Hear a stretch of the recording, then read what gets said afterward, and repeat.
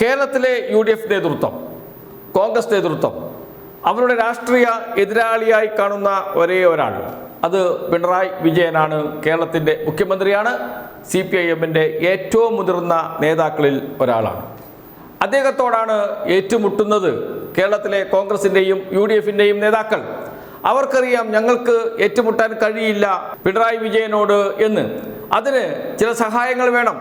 അതിനാണ് സുനിൽ കനോഗുലുവിനെ കൊണ്ടുവന്നത്. വലിയ തുക കൊടുത്താണ് കൊണ്ടുവന്നിരിക്കുന്നത്. 50 കോടിയിലേറെ രൂപ കൊടുത്തു എന്നാണ് കഴിഞ്ഞ ദിവസം ഒരു മാധ്യമം റിപ്പോർട്ട് ചെയ്തിരിക്കുന്നത് സുനിൽ കനോഗുലുവിനെ കേരളത്തിൽ കൊണ്ടുവരുന്നതിനു വേണ്ടി. പക്ഷേ സുനിൽ കനോഗുലുവിൻ്റെ നീക്കവും തകർന്ന് തരിപ്പണമാവുകയാണ്. സുനിൽ കനോഗുലുവിൻ്റെ ഏറ്റവും പ്രധാനപ്പെട്ട നീക്കം കേരള കോൺഗ്രസ് മാണി ഗ്രൂപ്പിനെ UDFിലെത്തിക്കുക എന്നതാണ്. മധ്യ കേരളത്തിൽ എങ്കിലേ പിടിച്ചു നിൽക്കാൻ കഴിയുകയുള്ളൂ. ഇപ്പോൾ നേട്ടമുണ്ടാക്കിയത് മലപ്പുറത്തും ഒരു പരിധിവരെ കാസർഗോഡും പിന്നീട് എറണാകുളം ജില്ലയിലും മാത്രമാണ്. മറ്റു ജില്ലകളിൽ നേട്ടമുണ്ടാക്കാൻ കഴിഞ്ഞിട്ടില്ല UDFന്. വോട്ടിംഗ് ശതമാനം പരിശോധിച്ചാൽ മനസ്സിലാക്കാൻ കഴിയും. ഒപ്പത്തിനൊപ്പമാണ് UDFും LDFും. അങ്ങനെ വരുമ്പോൾ ജയിക്കാൻ കഴിയില്ല. കേരള കോൺഗ്രസ് മാണി ഗ്രൂപ്പിനെ ഇപ്പുറത്ത് എത്തിക്കണം. അതിനുവേണ്ടിയുള്ള ശ്രമങ്ങൾ നടത്തി 4 ദിവസത്തിനകം, വിരലെണ്ണാവുന്ന ദിവസത്തിനകം വിസ്മയം നടക്കുമെന്ന് പറഞ്ഞു പ്രതിപക്ഷ നേതാവ് VD സതീശൻ. പക്ഷേ പിണറായി വിജയൻ എന്ന മഹാമേരുവിൽ തട്ടി തകർന്ന് തരിപ്പണമായി. പിണറായി വിജയൻ വിളിച്ച് സംസാരിച്ചു ജോസ് കെ മാണിയോട്. എന്താണ് ഇങ്ങനെയൊക്കെ വാർത്ത വരുന്നുണ്ടല്ലോ എന്ന്. അങ്ങനെ ഒന്നുമില്ല സഖാവേ എന്ന് ഉറപ്പ് നൽകി എന്നാണ് പുറത്തു വന്ന വാർത്ത. അത് തന്നെ സംഭവിക്കുകയും ചെയ്തു. പിണറായി വിജയൻ ഇടപെട്ടതിനെ തുടർന്നാണ് ജോസ് കെ മാണി മുന്നണി വിടാനുള്ള തീരുമാനം മാറ്റിയത് എന്ന് പിന്നീട് വാർത്ത കൊടുപ്പിച്ചു സുനിൽ കനോഗുലു. അത് ഏറ്റുപാടി നമ്മുടെ മാധ്യമങ്ങൾ.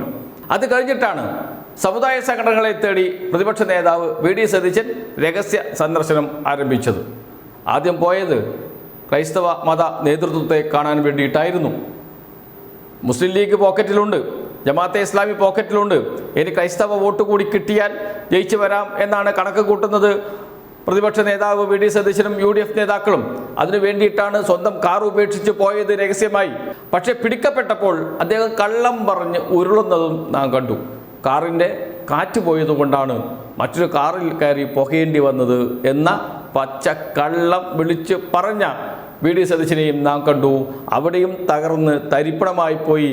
അപ്പുറത്ത് രഹസ്യ സന്ദർശനം നടത്തി വോട്ടുറപ്പിക്കാൻ പോയപ്പോൾ അപ്പുറത്ത് SNDPയും NSSും പൂർണ്ണമായും പരിപൂർണമായും തള്ളിപ്പറഞ്ഞു VD സതീശനെ.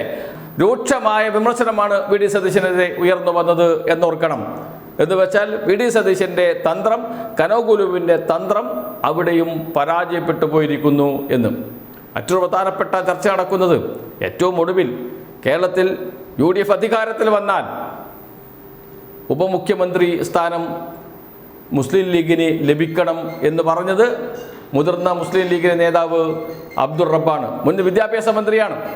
അദ്ദേഹത്തിൻ്റെ ആ അഭിപ്രായത്തോട് യോജിപ്പുണ്ടോ എന്ന് മുസ്ലിം ലീഗ് നേതാക്കൾ ചോദിക്കുമ്പോൾ മറുപടി പറയാതെ ഒഴിഞ്ഞു മാറുകയാണ് ചെയ്യുന്നത് കോൺഗ്രസിൻ്റെയും മുസ്ലിം ലീഗിൻ്റെയും നേതാക്കൾ.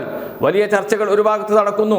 അത് മൂടിവെക്കാൻ വേണ്ടിയിട്ടാണ് മറ്റ് തന്ത്രങ്ങളുമായി വന്നിരിക്കുന്നത് സുനിൽ കനോഗുലു. പക്ഷേ എത്ര മൂടി വെച്ചിട്ടും അത് മൂടിവെക്കാൻ കഴിയുന്നില്ല. ഇതിനകം തന്നെ 5 മന്ത്രിമാരെ ലഭിച്ചു കഴിഞ്ഞു. ഇനി ഉപമുഖ്യമന്ത്രി സ്ഥാനവും കൂടി വേണം എന്ന നിലപാടാണ് മുസ്ലിം ലീഗിനുള്ളത് എന്ന് വിളിച്ചു പറഞ്ഞതും മുസ്ലിം ലീഗിൻ്റെ പ്രധാനപ്പെട്ട നേതാക്കൾ തന്നെയാണ്. ഇതിനോടൊപ്പം കൂട്ടി വെക്കേണ്ട മറ്റൊരു കാര്യവുമുണ്ട്. PMA സലാം മുസ്ലിം ലീഗിൻ്റെ സംസ്ഥാന ജനറൽ സെക്രട്ടറി പറഞ്ഞു, AK ആൻ്റണിയെ പോലും ജയിപ്പിച്ചവരാണ് ഞങ്ങൾ. അതൊരു മുന്നറിയിപ്പാണ് കോൺഗ്രസിന്. ഒരു കാലത്ത് AK ആൻ്റണിയെ വിജയിപ്പിച്ച് മുഖ്യമന്ത്രിയാക്കിയ പാർട്ടിയാണ് മുസ്ലിം ലീഗ് എന്ന് പറയുമ്പോൾ അവകാശവാദം എവിടം വരെ എത്തും എന്ന് മാത്രം ചിന്തിച്ചാൽ മതി. കേരളത്തിൽ UDF അധികാരത്തിൽ വന്നാൽ എന്താകും സ്ഥിതി എന്നതിൻ്റെ ചെറിയ സൂചനകളാണ് പുറത്തു വരുന്നത്. സമാന്തരമായി കഴിഞ്ഞ 10 വർഷത്തിനിടയിൽ കേരളത്തിലുണ്ടായ മാറ്റം ചർച്ചയിലേക്ക് കൊണ്ടുവരുവാനുള്ള ശ്രമം നടത്തുന്നുണ്ട് CPMും LDFും. പക്ഷേ എത്രമാത്രം അത് പ്രധാന ചർച്ചാ വിഷയമാക്കി മാറ്റാൻ കഴിയുന്നുണ്ട് എന്ന വലിയ ചോദ്യവും അവശേഷിക്കുന്നുണ്ട്.